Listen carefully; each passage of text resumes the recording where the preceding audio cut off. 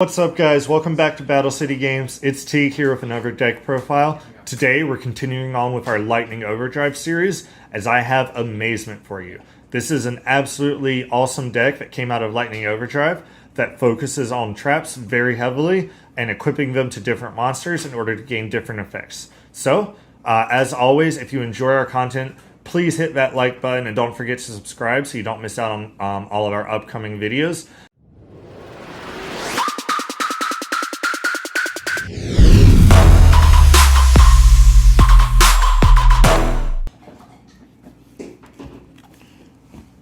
So, to start off, we have triple Amazement Administrator Arlecchino. This guy has 3 different effects, which is how you can always tell that a card is going to be powerful. So first off, if a trap card is activated, he can special summon himself from hand, very similar to how Multi-Faker works. He does not care if it's your trap card or your opponent's trap card, he can just special summon himself out. And then he also has the ability that once per turn, you can banish different Amazement traps from your graveyard and destroy that many cards on the field. So he's kind of like a Dark Arm Dragon in that sense, except he banishes all at once. So you could banish 1, 2, 3 cards and destroy that many cards. And then also, when your opponent normal or special summons a monster, you can equip that monster with 1 Amaze Attraction trap directly from your deck. So it allows you to get some easy disruption there rather than relying solely on what you have on board. Absolute must-have at 3 in the deck because he is your most powerful monster.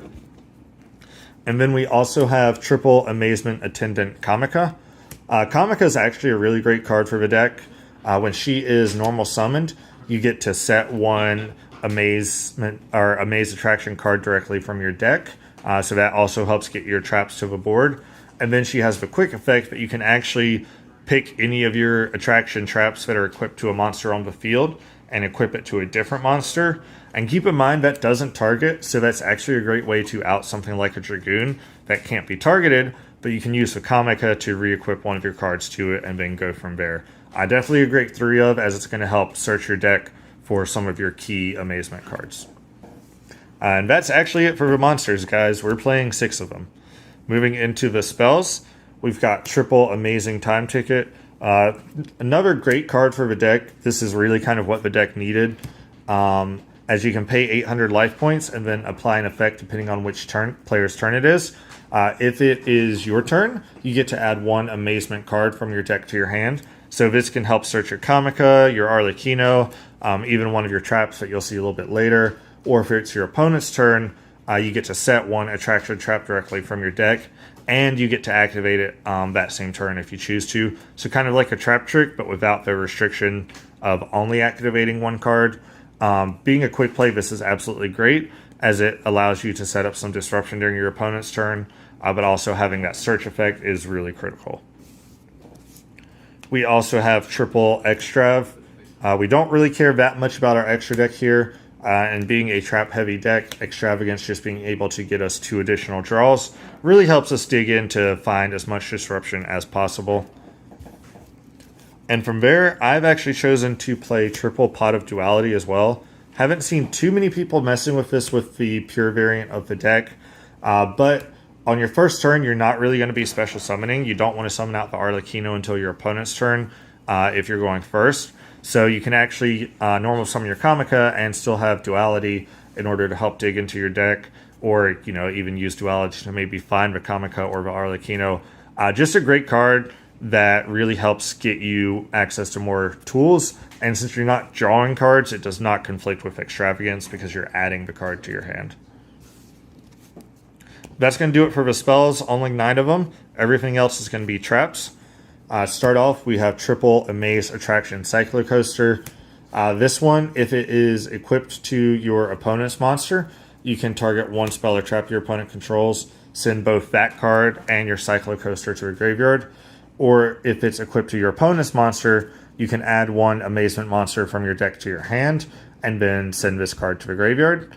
And all of the Amazement traps are going to share this same effect, where they say target 1 Amazement monster you control, or 1 face-up monster your opponent controls, equip this card to it, and then you can activate the following effect based on which player controls the equipped monster.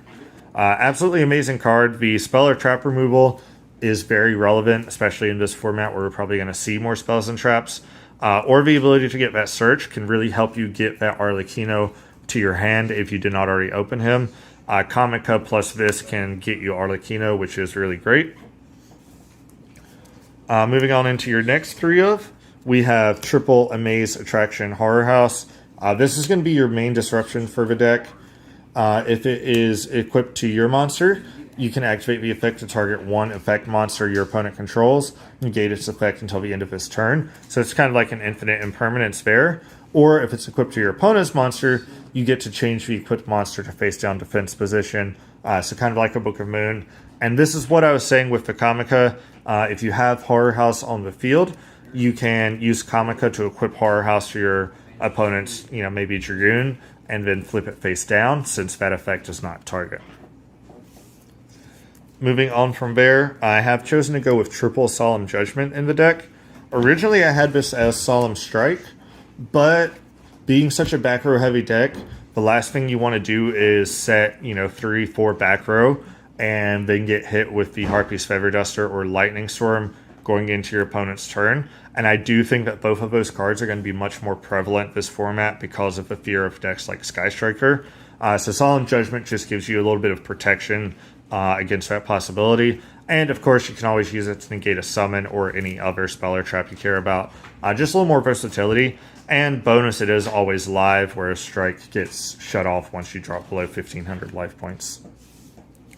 Moving on, we are playing Triple Infinite Impermanence. This is our only real hand trap in the deck.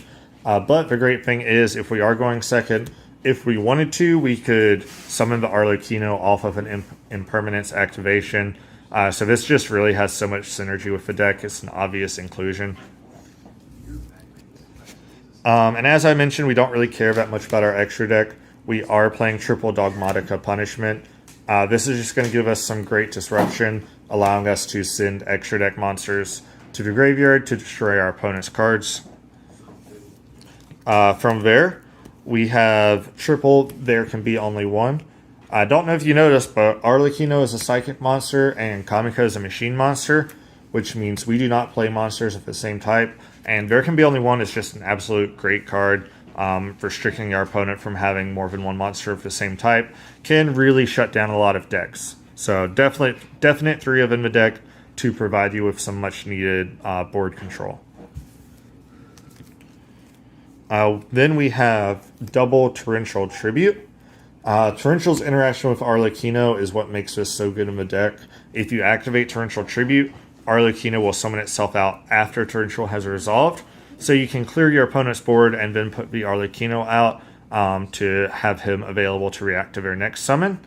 I don't play it at 3 because obviously there's going to be situations where we don't want to destroy our already active Arlecchino or our Comica, but definitely a great option to have available in the deck. And being such a trap-heavy deck, obviously we prefer to go first, but if we're forced to go second, we do have Broken Line. Broken Line, if you're not familiar with it, is a counter trap that reads when a spell or trap card or monster effect is activated in this card's column. While this card is set, negate the activation, and if you do, destroy that card. This is great for going second because if your opponent does set up something like a Herald or anything that's going to negate your abilities, you can set the Broken Line in that same card's column and then be able to go off on your opponent's turn with all of your traps. And it's not bad going first either because you can set it in a column that's likely to be used, such as maybe one of the extra monster zones, and then get your opponent that way as well. Now, something I'm trying out in the deck is 2 Amazement Family Faces. Just a really interesting card. It says target one monster your opponent controls that is already equipped with your attraction trap. Equip this card to it, and while this card is equipped to a monster, take control of that equipped monster. While you control that monster, it gains 500 attack. You can't activate its effect, but it is also treated as an Amazement monster. So this is just a great form of disruption since it allows you to take some of your opponent's monsters. And then since they are treated as Amazement monsters once you have control of them, any other attraction traps that you had on them or want to put on them will also be valid. And this is not searchable by Comica since it's not a attraction trap, but it is searchable by our time ticket since it is an amazement card, so that's always nice. And then for the last card in the main deck, we have the 1 Amaze Attraction Rapid Racing. I really think this card's actually going to be strong in this format. It says, if it's equipped to your monster, you can target 1 card in your opponent's graveyard, change the equipped monster's battle position, and if you do, shuffle that target into the deck. Or if it's equipped to your opponent's monster, you increase the equipped monster's level by 1 until the end of the turn, and then if you do, change its battle position. So that first effect, to banish a card from your opponent's, or shuffle a card from your opponent's graveyard back into the deck, is going to be a great disruption. If you're trying to get something like Engage out of your opponent's graveyard, or a Tri-Brigade monster, or maybe an Eldritch, whatever the case may be, the fact that this doesn't even specifically have to take a monster from the graveyard, it's just really strong. And then if you find yourself going against a deck that requires specific levels, maybe like Burning Abyss, Phantom Knight, Virtual World, anything like that, that second effect can also come in handy. Honestly, I've considered bumping this up in the deck, but I have not made that decision yet. So that's going to do it for the main deck. We'll go through the extra deck really quickly, guys. We're on triple Elder Entity Nis. Because we're playing Extravagance, we want to maximize our chances of keeping a Nis in the extra deck. So we went with 3, and with the 3 Dogmatica Punishments, we want to make sure we have plenty of targets to send there. In addition to the Nis, we're playing 2 Fossil Warrior Skull Knight. Same concept as Nis, but Skull Knight requires you to banish him from your graveyard instead of activating when he's sent. So the idea is, if you're using punishment on your opponent's turn, you probably send the Nis to get the immediate pop, but if you're using it on your turn, you can send the Skull Knight and then banish the Skull Knight as needed during your turn. Same thing, we're playing 2 to reduce the odds of banishing both copies off of Extrav. Then from there, I am playing 2 El Shadal App Cologne. Now, the reason that I'm playing this is because we can send it off of punishment, and then we can sideboard in the Aerial, and Aerial will allow us to banish 3 cards, so it's kind of a double disruption in that way. Moving on from there, we have the 1 Wind Pegasus Attic Nister. Again, just a great disruption card. We can send it off punishment, and then when our opponent destroys one of our cards, we'll be able to shuffle back one of theirs. We have the 1 Omega. He is, of course, in here so that we can target a card in our graveyard and then shuffle himself and that card back into the deck. So he gives us some recycling options. Not only does he put himself back in the extra deck to be sent again, but he allows us to recycle some of our attraction traps if we choose to do so, or any other card we may need back into the deck. Moving into our Link monsters, we have the 1 Paleozoic Cambro Raster. Just another good option to send off punishment, because when it's in the graveyard, if a set card we control would be destroyed by card effect, we can banish him instead. So he does give us a little bit of protection for our back row. We're also playing the 1 Farajit. She's just in here because when she is sent, we get to draw 1 card and then place a card from our hand on the bottom of the deck. So it just helps us cycle a little bit depending on the situation. Most of these cards are all about utility based on this situation. From there, we're playing the Nightmare Package, 1 Phoenix, 1 Cerberus, and 1 Unicorn. We will not be going into our extra deck very much, but this is just some of the best options to have when we do go in there. Maybe if we stole one of our opponent's monsters and want to link it off. And then for the last card in the extra deck, we've got the 1 Axis Code Talker. Don't worry if you don't have this, guys. I know how expensive it is. Absolutely not necessary.